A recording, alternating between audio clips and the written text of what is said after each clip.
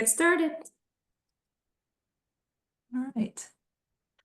Angie, I'll turn it over to you to bring us into the session today. Thank you, Lisa. So welcome, everyone. Today we have a special webinar, which is titled Deepening Dialogue, Helping Students Communicate for Greater Understanding. And we are so excited because we thought about this webinar in ways that we can actually make it practical for you as well.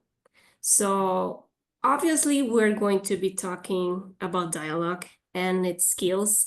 We are going to be sharing 3 activities, and we are actually going to be participating in one, so we can have this live experience.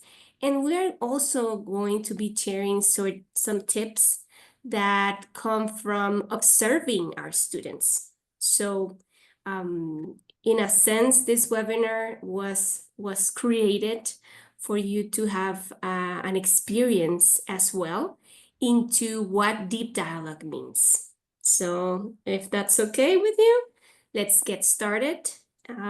Lisa, if you would like to introduce yourself. Yeah, thanks, Angie. Well, hello, everyone, again. Lovely to see you all here and to have such a diverse representation of people from all over the world. And I know in addition to the various countries that you're reporting from, there's also a variation of what you teach and the subject area that you specialize in and who you're teaching. So we're looking forward to having a real rich experience together today. My name is Lisa Petro, and I am the Education and Quality Lead at Generation Global. And I largely oversee the programming and the educational experience for both teachers and learners in our program.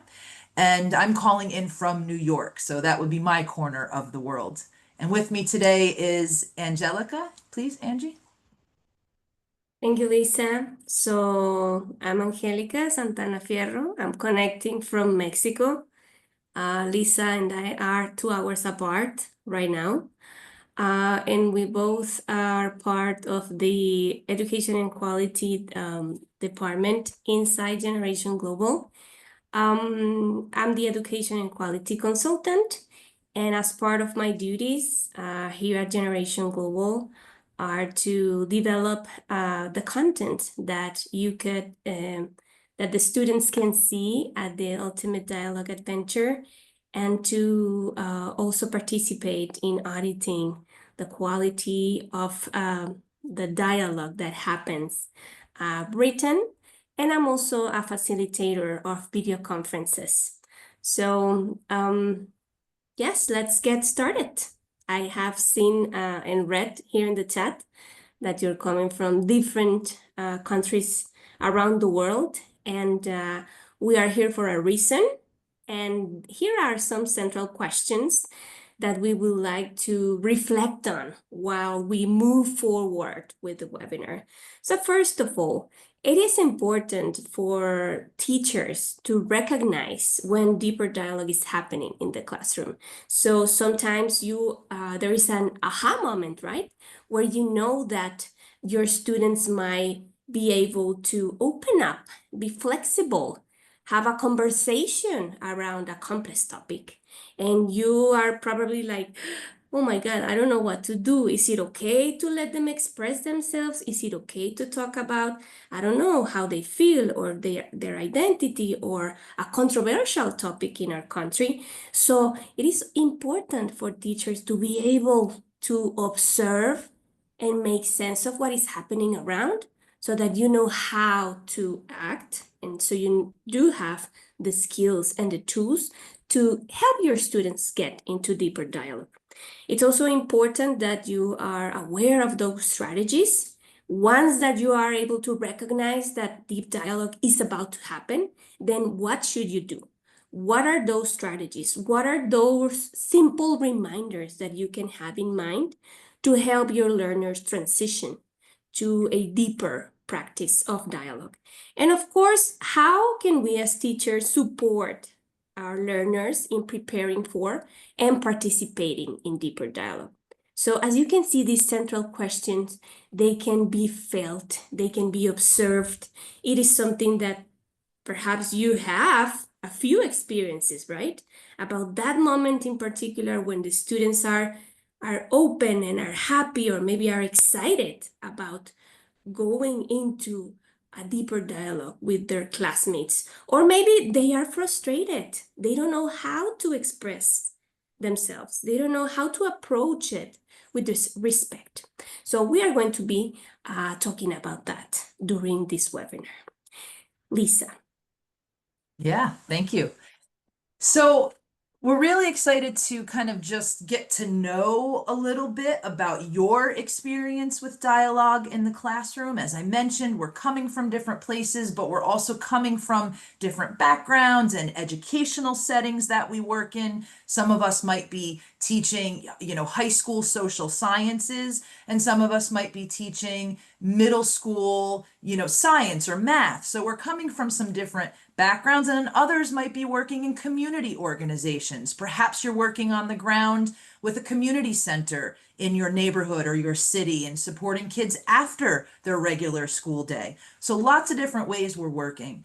So we'd like you to take a minute just to type into the chat one word that really describes what dialogue looks like or feels like in your classroom, in your learning environment. One word. What does it look like or feel like having dialogue in your learning environment? So let's see if we have some things in the chat. So we got conversation. Absolutely. It is definitely a conversation and it's an exchange. What else do we have? Angie, you want to read a couple too? Of course. I love it when they say that it's also expression, that it's also awareness. Veronica says that is knowledge. So listening, talking, dynamic, collaboration, these are all ideas that you are expressing, that you are sharing, that come to your mind when you think of the word dialogue. And I like it. I'm reading interactions. I'm reading in discussion or conversation. I'm reading the word freedom, which is something that it's also a universal value, right? I'm reading voicing. I'm reading communication.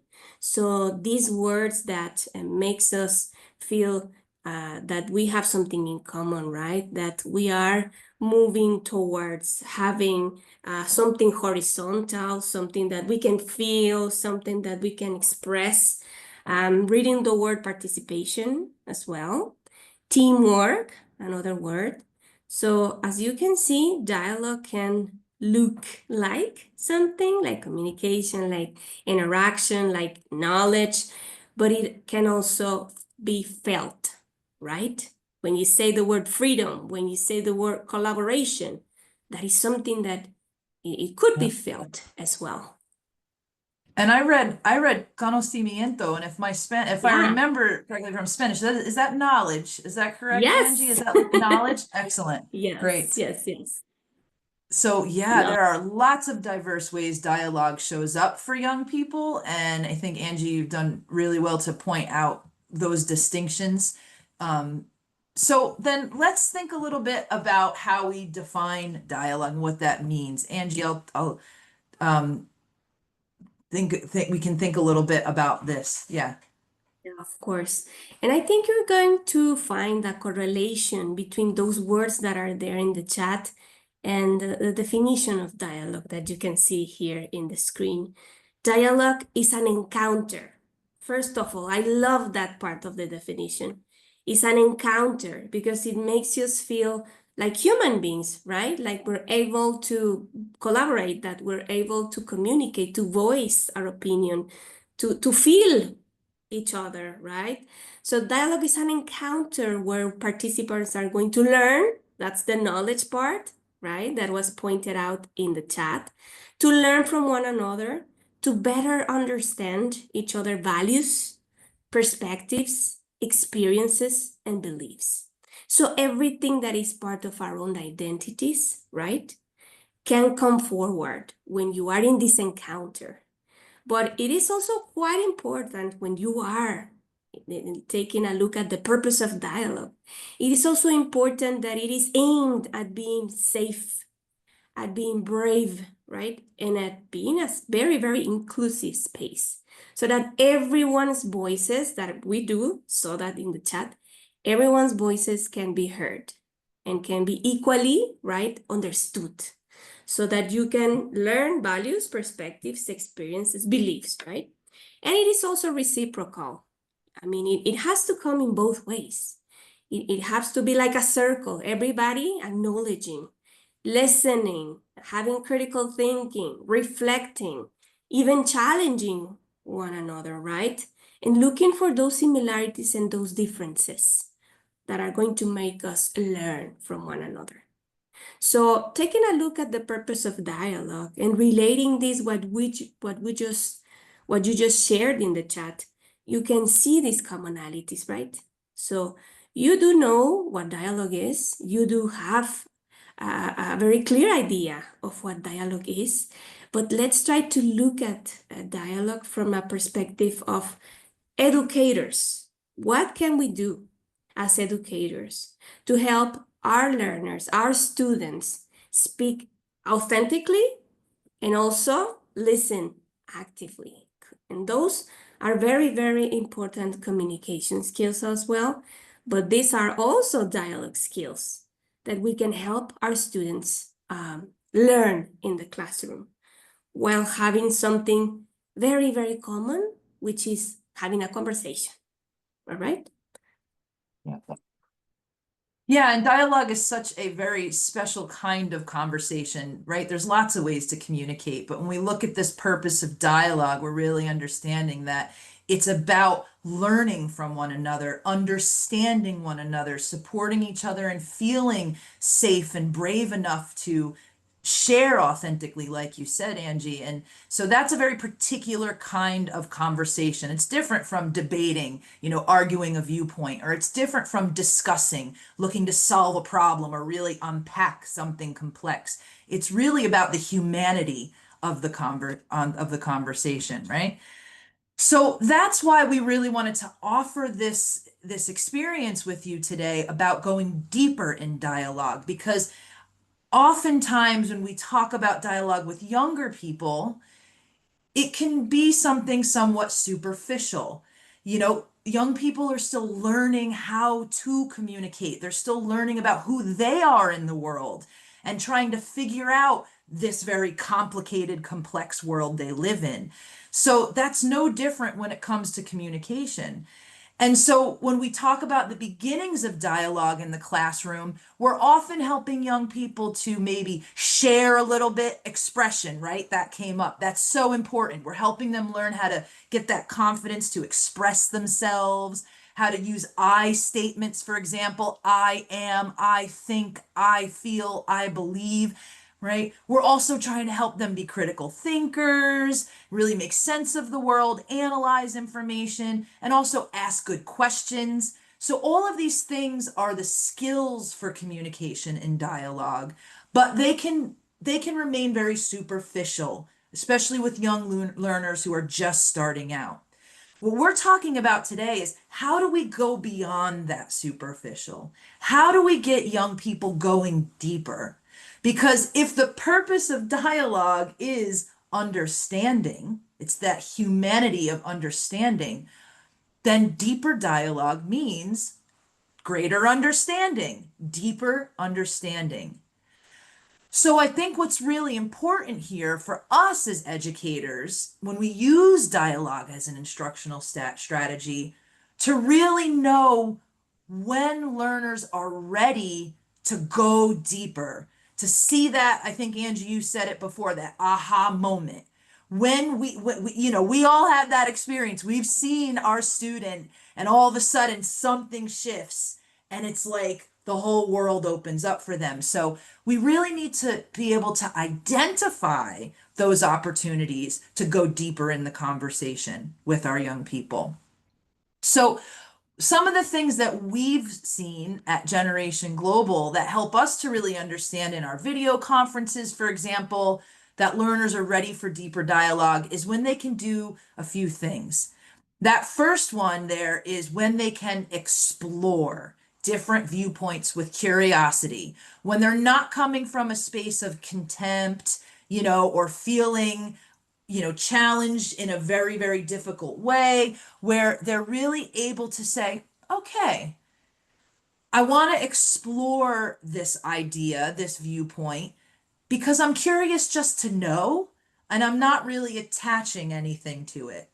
So when we can see that they're coming from a space of curiosity and not maybe frustration, we know there's an opportunity there to go deeper in the exploration. The second thing that we see is around how they listen. So a lot of times people will listen just for the opportunity of speaking again. They're not really hearing what someone's saying. They're just waiting to be able to talk and share their point of view. When we see young people who are genuinely just listening because they're trying to kind of understand and hear the conversation so they can respond meaningfully, then we know that they're ready to go deeper, that we can take this deeper. And then the last one is in developing emotional awareness and empathy. So when you see your students really showing that caring heart, when they're really acknowledging each other, wow, that thank you for saying that. That was really brave, or thank you for sharing that. I didn't know that before. You really helped me understand. When they're starting to show that empathy and that emotional awareness, then we know they are prepared, that they are ready to go deeper into that conversation. So these are three really strong key areas that we're listening for as facilitators when we're supporting deeper dialogue. So I would just like to ask you, and again, maybe we could use the chat, or if there is someone that wants to quickly open a microphone, just very quickly, because there's a lot of people today and we want to get through all of our activities. We'd like to know a little bit about what signs you recognize in your learners that they're ready to have a deeper dialogue. So what do you see? What are those indicators you notice when you're in a dialogue with your learners? What is something you notice? Ruma, please go ahead. If you wouldn't mind, just quickly. Thank you. Yeah, I believe when we are having a direct conversation with the students, they are ready to question you. Mm, that's a They great question point. you about the things, what all things are happening. They're quite inquisitive to know deep, and they are ready to take the conversation forward. Basically, the Yeah. kind of questions which are quite meaningful, which take, of course, which adds to their knowledge. Yes, thank you. Questioning and that inquisitiveness is a great indicator. That's that reflection of curiosity. Absolutely. Ajay, you have your hand up, please.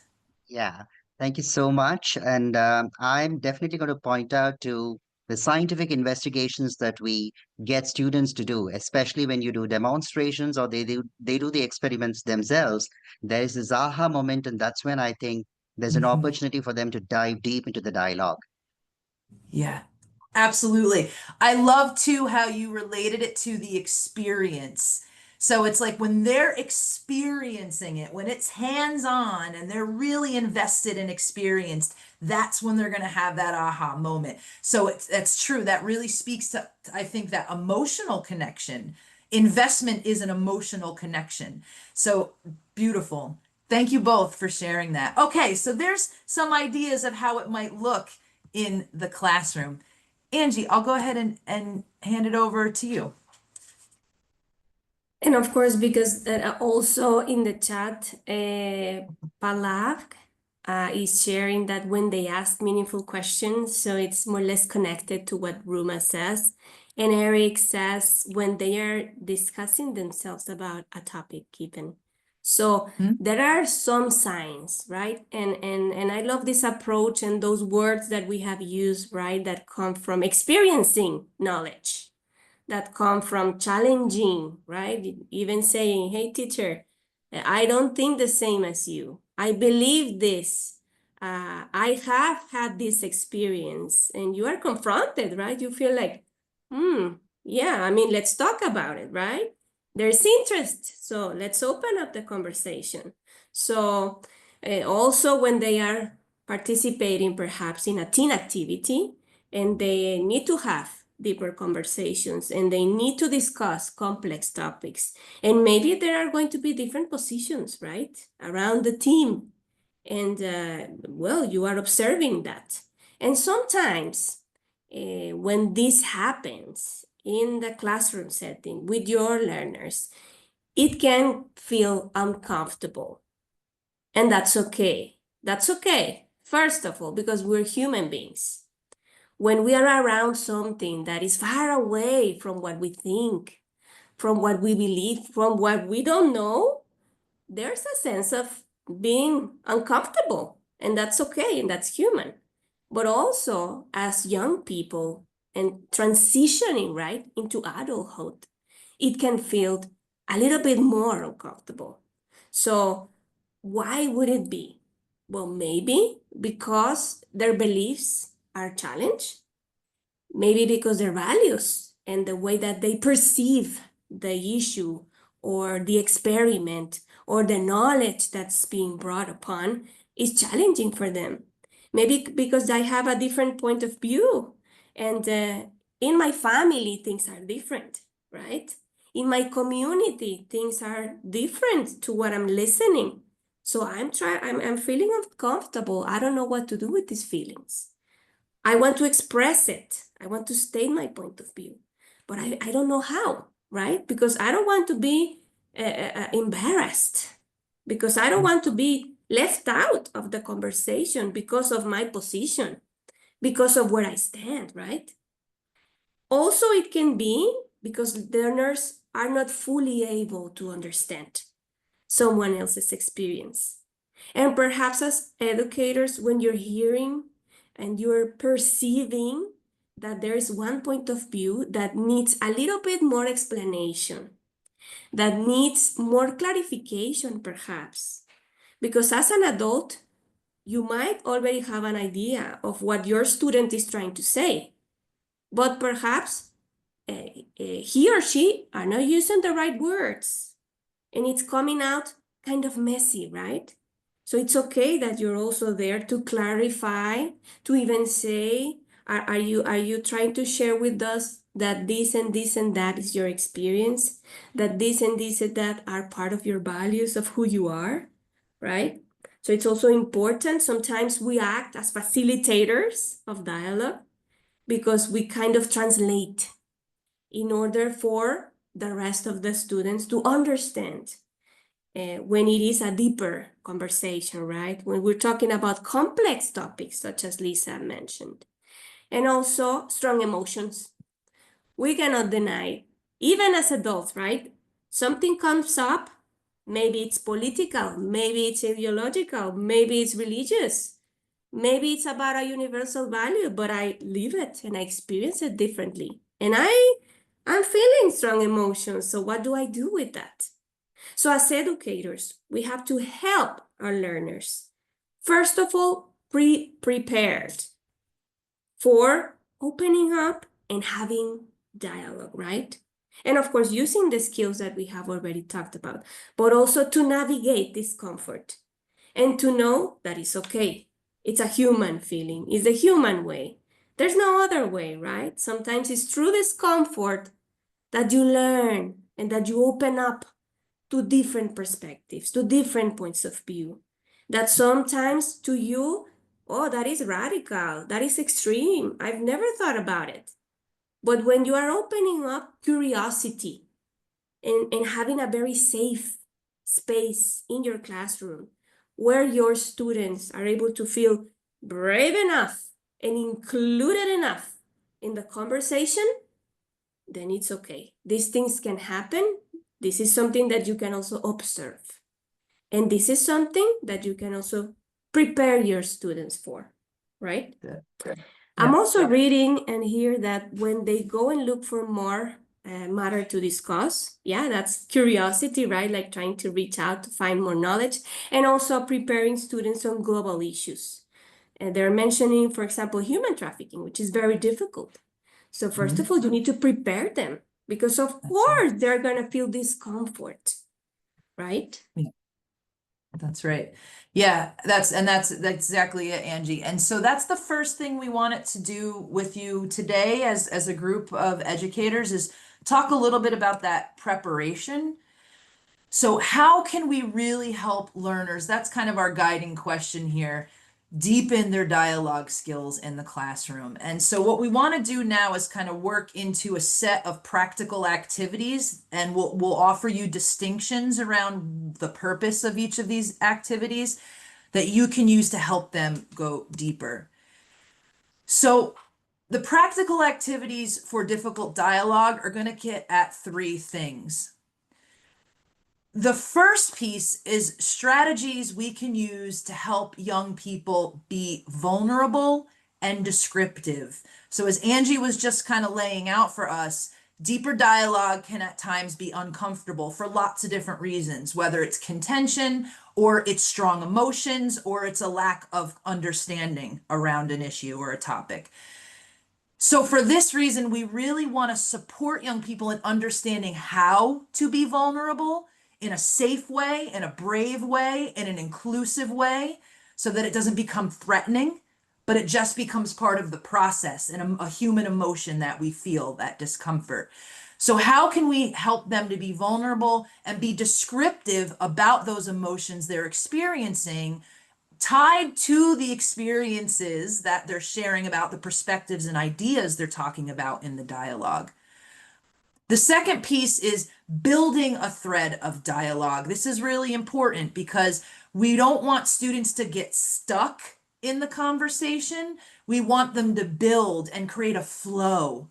And we all know what that feels like. I imagine that if we took if we had more time and we could open up to have a conversation about it, I bet everyone here has an example of a time where they felt a conversation really flow. And it felt freedom. That was something mentioned, freedom in the indicators. And then the third piece we're going to look at is reflecting and reporting. So it's not just enough to have the experience of dialogue, but also to reflect on that experience and report on it so we can encourage growth.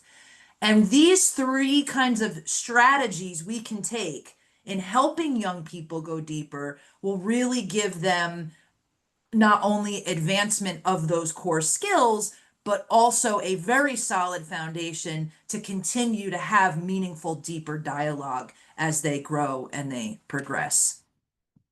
So let's take a moment to go back to what Angie mentioned about preparing students for discomfort.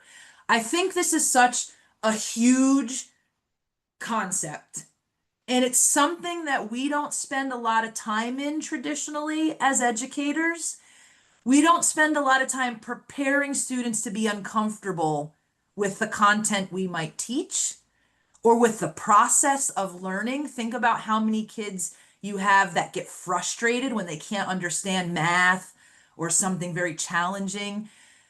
And we need to take a moment, but before these dialogues, before these learning experiences, to really help them find comfort with uncertainty and to be able to deal with being uncomfortable in the process, right? So we're going to do just a quick little mini thing.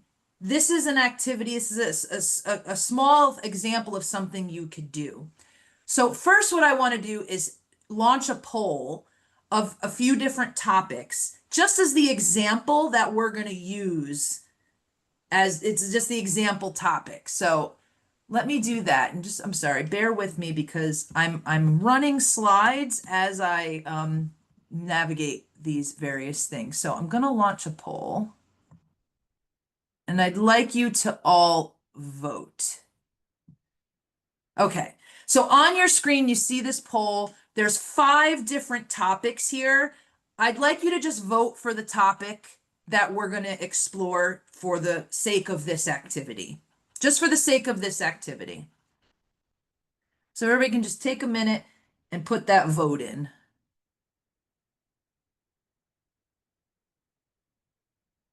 and we'll try to get as many people in as we can. We're at about half now, so almost there.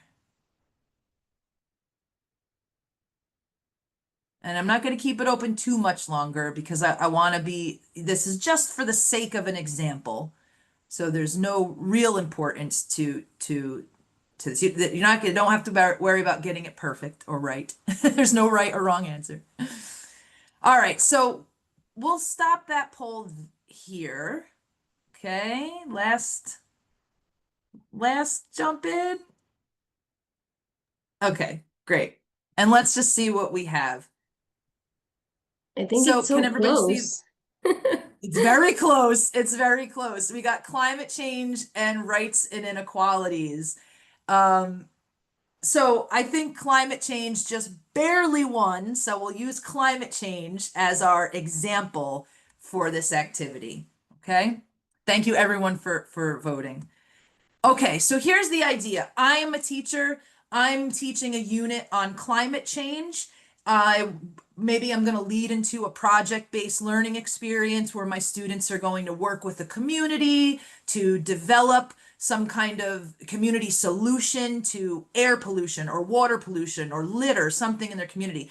But before I get them into the community working with people, I want to open up a dialogue about this topic. I want them to really understand the implications of climate change and weigh different perspectives and the impact of climate change.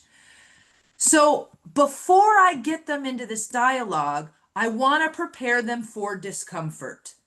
I want them to be ready to even just welcome in the idea that there might be some different perspectives or there might be some challenging feelings or thoughts around this particular topic.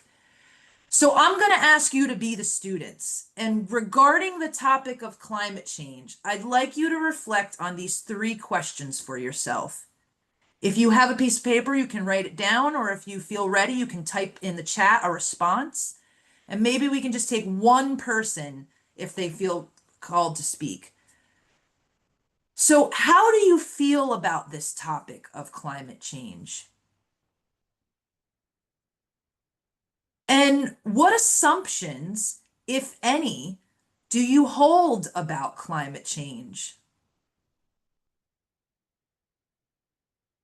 So right there, we're getting students to immediately evoke emotion. So bringing the emotion to the surface before, they're in person, but bringing it up to look at it.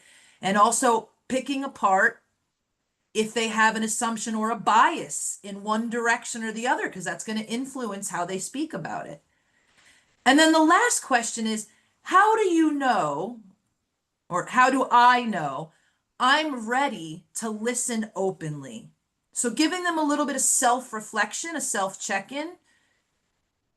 What are those indicators that I know, okay, yeah, I'm prepared to listen openly about this topic, suspend my judgment, really be present to hearing what people are saying. So this is just 3 simple questions that help them to start to chip into the possibility of discomfort and moving through it. A little bit of preparation. And it's also important here to mention that you're preparing them, right? You are putting these questions on the table before they even approach an activity. Mm-hmm. So it's like opening up a bottle of soda, like little by little, right? So it doesn't explode immediately. And sometimes teenagers, when they feel they are challenged directly, boom, it can explode. So you need to give them time and space, as Lisa was saying, to prepare emotionally and also psychologically sometimes, right? Thinking about how do I feel? What do I think? What assumptions do I have? Yep. And this is something that they can journal about. They can do this flipped classroom, right? You can give it to them for homework. It doesn't have to take up a lot of your class time if you feel like you have limited space and time. And, this is something you can put them in think, pair, share. So just put them together and let them talk with a peer about this beforehand. Lots of ways you can do this. It doesn't have to be a big, You know, I know time is an issue, so it doesn't have to be a big thing. You can spend it, you know, as much time as you want in that respect. And you know Anything that what? we had? Yeah. There's an answer here from Bani. Yeah, And great. Please go she's ahead. answering the question. For the first question, how do I feel about this topic? She's saying, I might be feeling that what I am going to talk about could be a repetitive point. So it's a reflection in there, right? So sometimes it says to you like, well, maybe I should prepare more. Maybe I should read more so that I have many things to say, right? Also, about what assumptions, if any, do I hold? She says, I might not be ready to talk about the different things that are ensuring the climate change. So it's also, right, like recognizing from where, what is your standpoint? And how do I know I'm ready to listen openly? She says, I will be comfortable when I am well prepared. So at the end of the day, we could say like preparation is needed, right? When you are going on deeper dialogue about a topic that perhaps you have never reflected, right? Yep. There's this great one here too from Richard about, he said he feels passionate in theory about the topic, but also somewhat disempowered, as it feels like my passion isn't reflected in actions of institutions around the world. And I think that's a really important thing to acknowledge, right? First, that there's a disempowerment. So that might be something that is brought into the conversation. So acknowledging that disempowerment so that other people in the dialogue can also perhaps relate. They can pick up on that. It can be unpacked in the conversation in a safe way. Also, assumptions that people will dismiss the issue and find ways to negate the validity or seriousness. Absolutely. I think that's a beautiful thing to bring out on the table because I think you might find a lot of relatedness. A lot of people might feel related to that.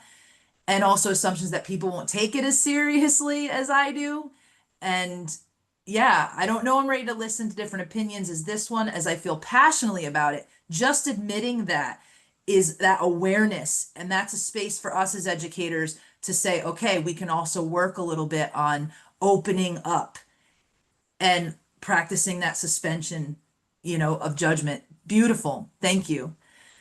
I'd love to stay here longer because these are really deep, and this is the kind of response that we would hope, right, we would get from our students, and we could unpack so much. But I think for the interest of time, we're just going to move forward. So thank you so much for sharing, and for those of you that have were brave and shared your response. Thank you. So now, I mean, we are going to show you 3 different activities that you can do with your classroom. Well, we just did one that is like the preparation part, and that I'm going to take that as an example as well, because for you to be vulnerable and descriptive, just as Richard was sharing, and as Bani was sharing, and as Putlana and Ajay were sharing, right? For you to be this vulnerable and descriptive, you really need to feel respected, right?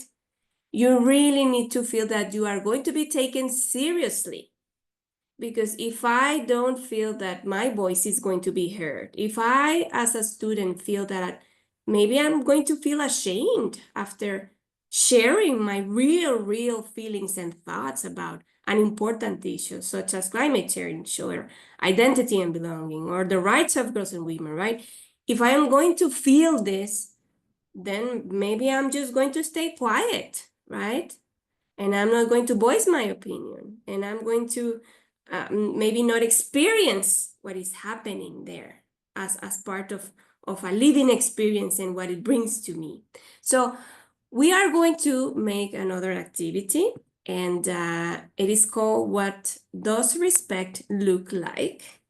And let's think about deeper dialogue, and let's think about perhaps this theme that you have chosen, right? Climate change. So if you are going to be, or your students, right, in this preparation activity, then you also need to pave the way for them to feel respected. So what we want to do right now, and we are going to be copy pasting your responses in the chat, is to reflect together and this specific definition. So what does respect look like to you personally, right? Mhm. You can perhaps define it as something that is observed, as something that is felt, as something that is shown, right? But write in the chat your own definition of what does respect look like. And I think if you are doing this in a classroom setting, perhaps what you can do is like write this down on the board and just maybe pair them up, or maybe in small groups, they are going to share their experiences when it comes to respect, and they are going to try to find these commonalities of the different approaches they take on the word respect based on how they have lived respect, right? So we are reflecting together. We are also listening and comparing, and we are also opening it up. So sometimes when you are doing this activity as a preparation activity also, it makes you create a definition that everyone agrees on.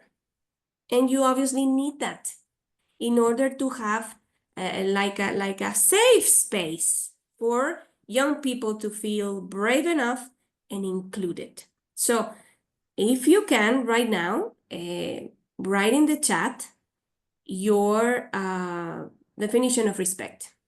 What does respect look like? And Lisa is gonna help us collect the responses. So it is, Richard says, respect to me looks like being listened to. Eye Great. contact, questions, and validation or appreciation of what has been said. So we are also talking about something physical here, right? About respect, which is eye to eye, and you are fully present. You are mindful, right? You even feel the energy that is happening, that connection that we are having, right? AJ says understanding and listening to an individual. So that's another definition of respect. Vani says respect to me is being able to open myself wholeheartedly without anyone being judgmental. So I think that's also a very, very, very powerful definition of respect, right? Opening wholeheartedly. And how many times do we have that experience, right? To really, really say, I'm just going to share what I feel because this space is safe. And I'm not going to be ashamed later because of what I said about this topic that we're discussing. Ruma says, being treated with care through words and action. I love it that you're using the word with care. So you're being careful, right? With your words and with your actions. Veronica says, respect is acceptance and recognition of differences. So also coming from a viewpoint of being open enough and feeling curious enough to listen to what the other has to say. Angela says, respect is providing an environment where the person can feel free in exchanging points of view and be sure he or she should not be criticized. So once again, we are listening, this like perception of not judging, right? How important it is to feel completely free, right? To say what you want to say without being criticized or without feeling that someone is judging, right? Allowing others to express their thoughts, acknowledging their statements, and responding thoughtfully. Jomana says, respect means showing regard, appreciation, or consideration for someone or something. It involves treating others with kindness. I love that word, right? Treating others with kindness and valuing their rights, feelings, opinions.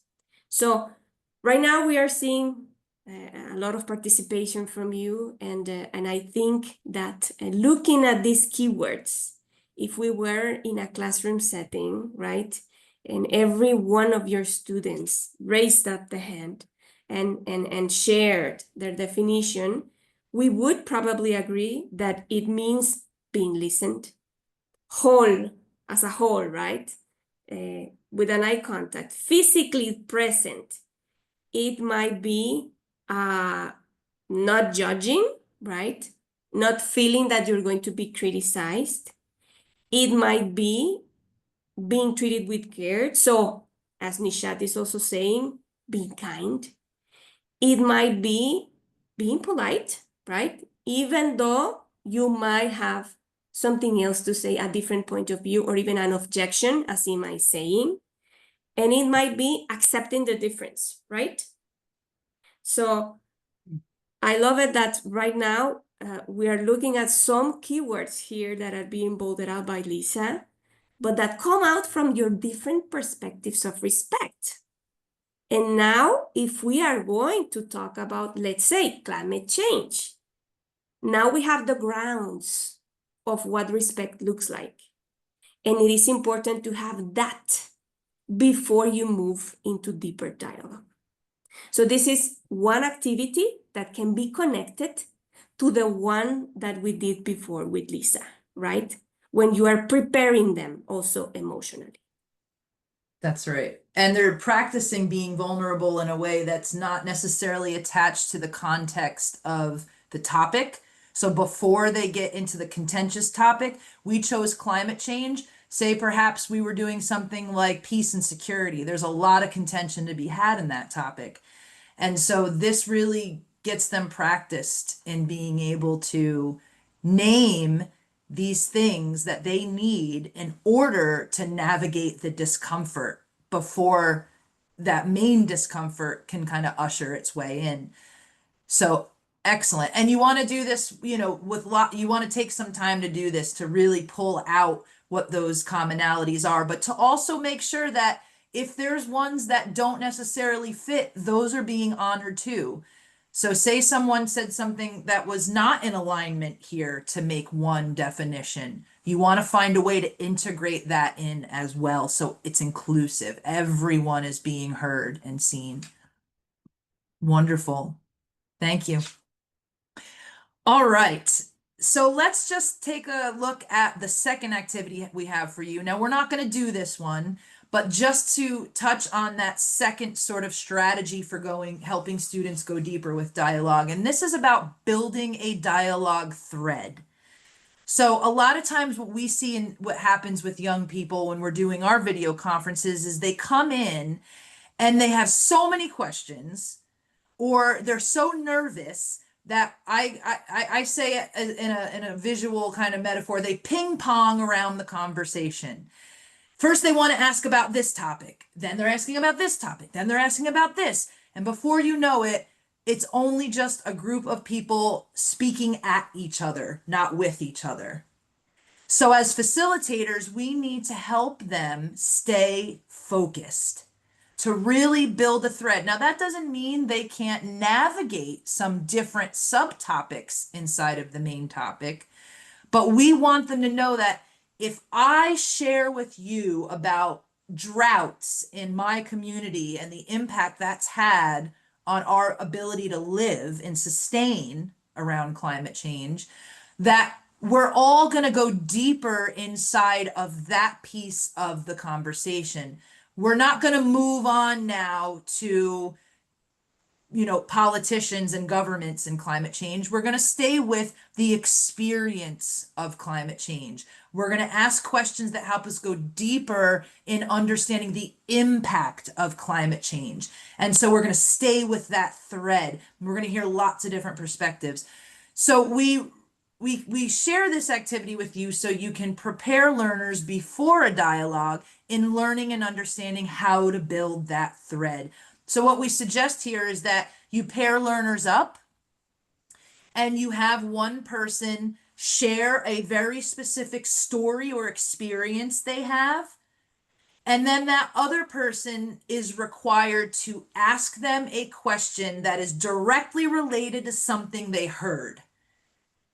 And so they practice volleying back and forth, asking those questions to build on what they're hearing and not outside thoughts or ideas. It's a very simple concept, but it can be very difficult for people, for sure.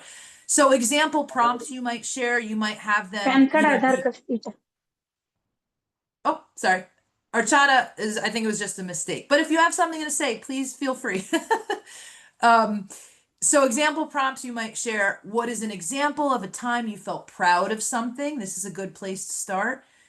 And then after that person shares about an example, I felt really proud when I was practicing, how to play basketball. And after so many hours of practice, I finally was able to make that 3-point shot. I just made that basket. I felt so good. Then the other person might say, well, why did that make you feel proud? So now they got to go deeper. Oh, well, because I spent so much time and effort and I didn't think I would ever be able to do it. I was always told I was too short to play basketball. Right. And so now you can start going deeper and deeper into understanding. And that was just a simple example, but this is a good activity to do. So I'll just, sorry, I just wanted to check the chat to make sure nobody's asking a question. Excellent. Okay. So that's building a thread. Angie, sorry, I'll turn it over to you for our next strategy activity. And as Lisa was describing, like halfway through the webinar, it is also important to reflect once you have deeper dialogue. Because that's when you are really, really, really thinking about what happened. What have you learned? What skills have I used? What am I missing? What can I do better next time, right? So this is a very simple activity that you can do, and we are actually doing it as a way that you can make your learners move in the classroom. So just imagine that you have the room, and then in each corner of the room, you are going to put some of these reflection questions. This activity is called What Went Well, Even Better If. And it's a great activity if you want to practice the skill of reflection. And of course, reporting, right? So you are invited to do this after a deeper conversation, a deeper dialogue. So perhaps in one corner, you are going to put a question that says, what skills were used well in the dialogue? So that's a recognition of what all of us as learners did well. And maybe you can even put post-its in there, right? And then in the other corner, you can put what did we do well together to create dialogue. And that's another way of acknowledging what you did as a group, right? In the third corner, you can write, what skills could we improve upon the dialogue? So this is a part where you're reflecting. Oh, maybe we missed this. Maybe we didn't spend enough time building a dialogue thread. Maybe we didn't challenge each other ideas because we were afraid to be judged. So that's an opportunity for the learners to think about the things they can improve. And maybe in the fourth corner of the room, you could write something as, what did we learn from each other in the dialogue? So as you can see, these are 4 very powerful questions for learners to think and reflect back on what they heard, on what they experienced, on their insights. So what you can do after that is to ask them maybe to go and take a look at each corner at the different answers. Perhaps you are summarizing what they have written, right? What they have written. Perhaps after that, you can ask them to write something on their own, right? And present it as a report. Or maybe it's going to be part of a larger activity, right? But that is something that you can include at the end. This is the human part, where you can actually see the learning process happening through reflection and reporting.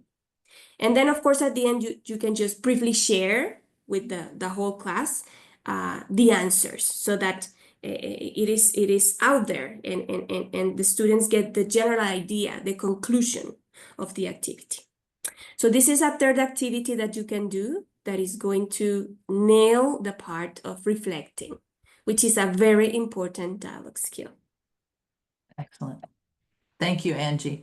So the good news is that I know that we've kind of did a whistle-stop tour through these activities, but all of these activities you can find in our Essentials of Dialogue curriculum and our Difficult Dialogue curriculums. And those are, you can download them right from our website, from our teacher portal. So you can certainly have them there and reflect on using them. So before we leave you today, I know we're just about at time. We just want to recap what we've done together in this webinar workshop. We've looked at 3 strategies that you can do, really 4 when we talk about preparing for discomfort, to help young people reach deeper dialogue. So 5 practices that you might want to focus on. Prepare by reflecting on our own feelings about a topic before we get into the conversation.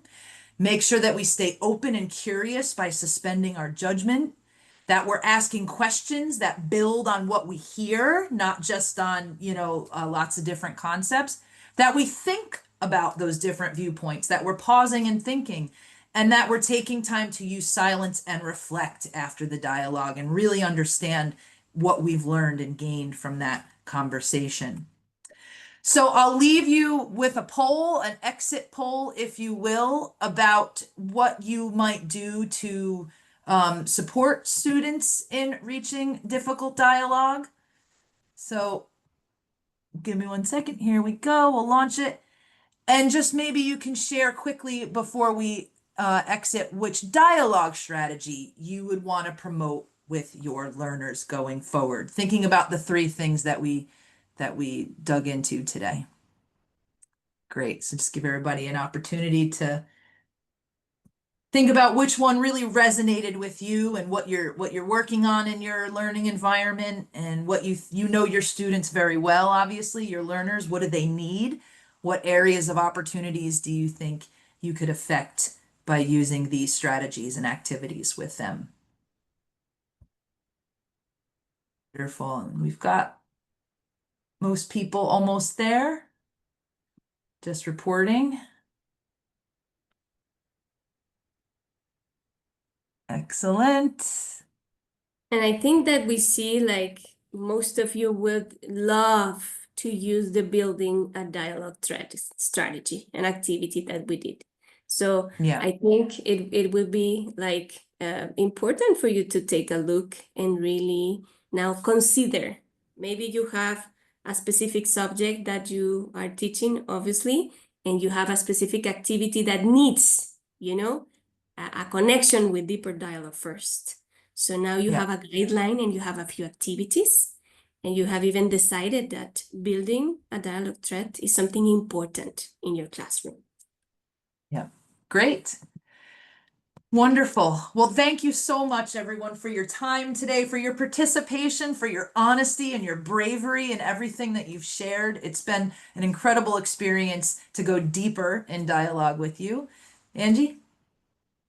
No, thank you so much. Muchas gracias. Thank you, everyone, for being so participative and for your lovely feedback here in the chat.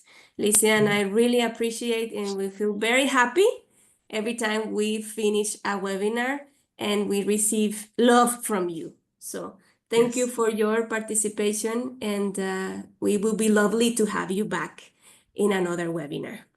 Have a great day, night. Yes. Thanks. Thank you. Jay, did you have something to say? Sorry. Yes. I thank both of you. It is such a wonderful piece of information that you people shared. And a lot of these points are resonating with me since I teach TOK and biology to the DP students. And there are so many instances that I can kind of go back to relook at, what kind of conversations I've had with my students. And that's the reason why I picked the middle one, building the thread. That is what I think gets the students to stay in that conversation or keep them focused for that particular moment. So thank you That's it. very, very much. It was wonderful being with you guys. Thank you. Thank you. Thank you. That's wonderful. That's wonderful to hear. And TOK and this content have so much in common. So yes, beautiful. Thank you. All right. Well, everyone, a Bye. See you. lovely, yes, take care. Lovely afternoon, lovely evening. Bye-bye. Adiós. Auf Wiedersehen.